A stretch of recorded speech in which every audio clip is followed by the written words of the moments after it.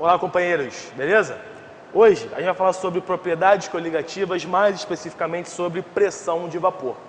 Tem muita gente que acha que um líquido só se transforma em gás quando esse líquido atinge a sua temperatura de ebulição. Mas isso não é verdade. Se fosse verdade, como é que a gente explicaria, por exemplo, depois de uma chuva, as poças de água sumirem de uma hora para outra? Na verdade, o que acontece é o seguinte: qualquer líquido, qualquer substância se transforma em gás a qualquer temperatura. Olha o exemplo que eu coloquei aqui, ó. Peguei dois recipientes fechados contendo água. Só que nesse primeiro eu tenho água a 25 graus Celsius e aqui eu tenho água a 80 graus Celsius. A gente sabe que a relação entre temperatura e o grau de agitação média das moléculas é o quê? Quanto maior a temperatura, maior a movimentação das moléculas. Então o que a gente pode afirmar? Quando eu tenho uma temperatura maior, as moléculas do líquido se agitam com uma intensidade maior, tendo a maior probabilidade de se transformarem em gás. Então, a 80 graus Celsius, eu tenho uma maior quantidade de partículas no estado gasoso do que no estado líquido, do que em relação a 25 graus Celsius. E esse gás formado faz uma certa pressão sobre esse líquido. Isso é a pressão de vapor. É a pressão exercida por um gás sobre o seu próprio líquido. Então, a gente pode representar assim, ó.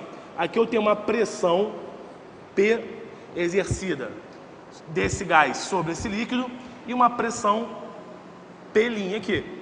Como aqui nesse segundo caso a quantidade de partículas gasosas é maior do que o segundo, o que a gente pode afirmar com toda certeza? Que essa pressão P é menor do que essa pressão P'. Então, qual é a relação que a gente tira entre pressão de vapor e temperatura? Quanto maior a temperatura, maior a pressão de vapor em um líquido.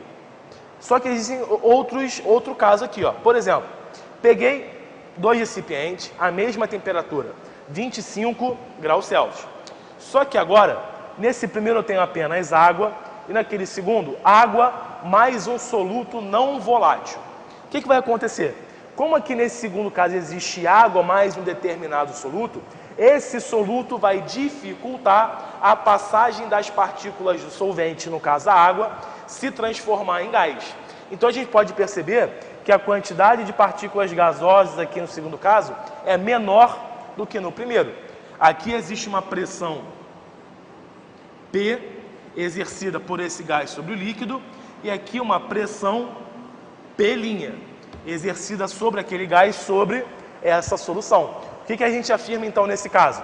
Que esse P é maior do que esse P'. Conclusão que a gente pode chegar aqui: quando eu tenho uma solução com um soluto não volátil, eu diminuo a pressão de vapor nessa solução, porque eu dificulto a passagem do solvente do estado líquido para o estado gasoso. Beleza? Obrigado, até a próxima.